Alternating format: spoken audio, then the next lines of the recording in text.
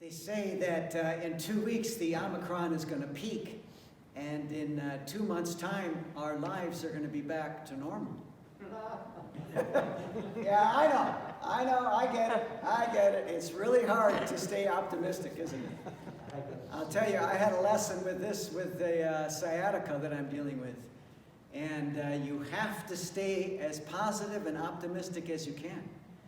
And every morning I'd wake up at 2 o'clock in the morning with pain, and I have to get up and lay on the floor and ice it, and then bring heat. And you hated to go to bed at night.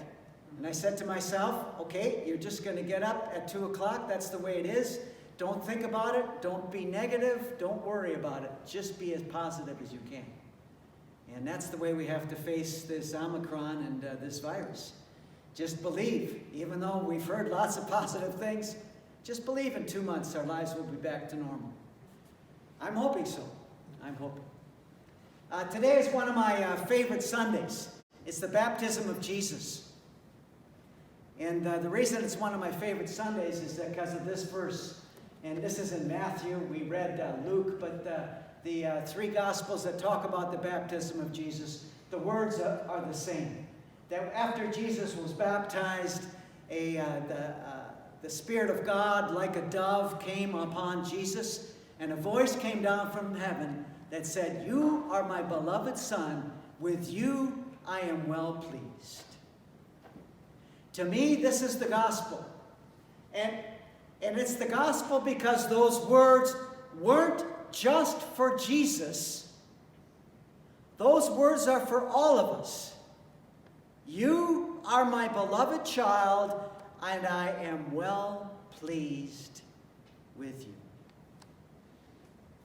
Sometimes on baptism Sundays, I'll challenge the parents, and I'll say, if you said these words, and I have to believe that Mary played a huge role in the development of Jesus. And maybe she said these words every day of Jesus' life. You are God's child, and God is pleased with you. And great things are going to happen in your life. That's the power, and that's the gospel. But it's the gospel for every one of us, and not just for Jesus. If we said those words every day to our children, and it's not too late, okay? It's not too late. You know, we can go back and say, you know what? I haven't said enough affirming things to you in your life, but I'm going to start doing it now. You are God's child. God is pleased with you. And maybe add this. Great things are going to happen in your life. I just finished this book on my Kindle. It's called How the Word is Passed by Clint Smith, a black author in the United States.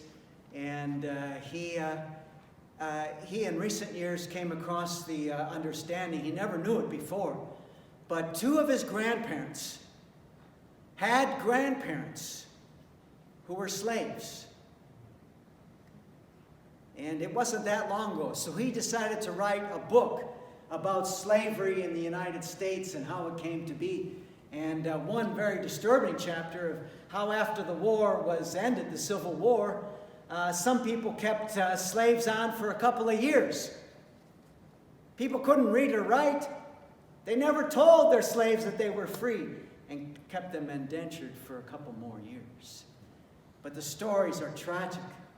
The stories are sad. And when he interviewed his grandmother in the last chapter of the book, the grandmother said that everywhere I went, I knew I was a second-class citizen.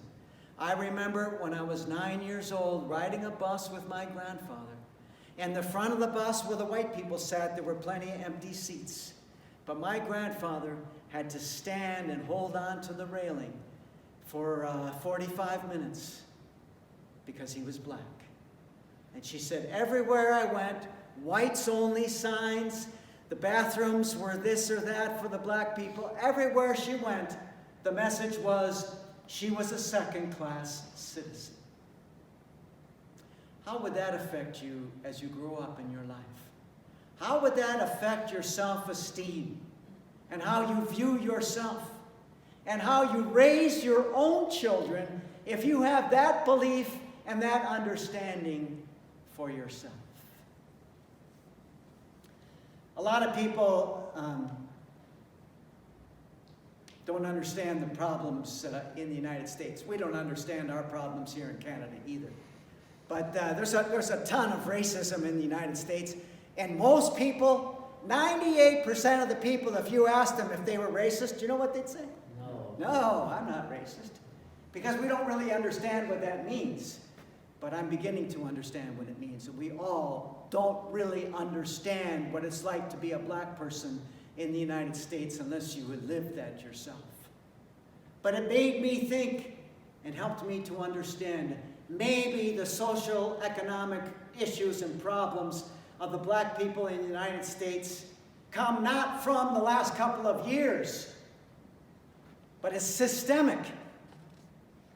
And it's been going on for a couple of 100 years. And it's generation after generation.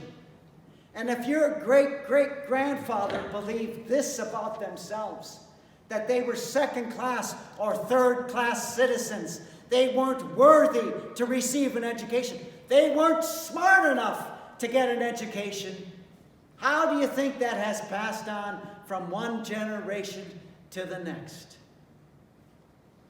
And in Canada, how many of the messages that First Nation people received were similar? You were second-class citizens. The words and messages when these residential schools were often savages, second-class people, not able to get a decent and proper education.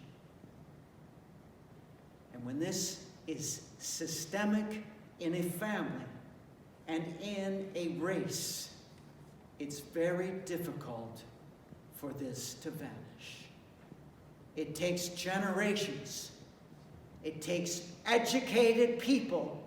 It takes people who are willing to stand up and to speak out against these kinds of things. We have the powerful words this morning.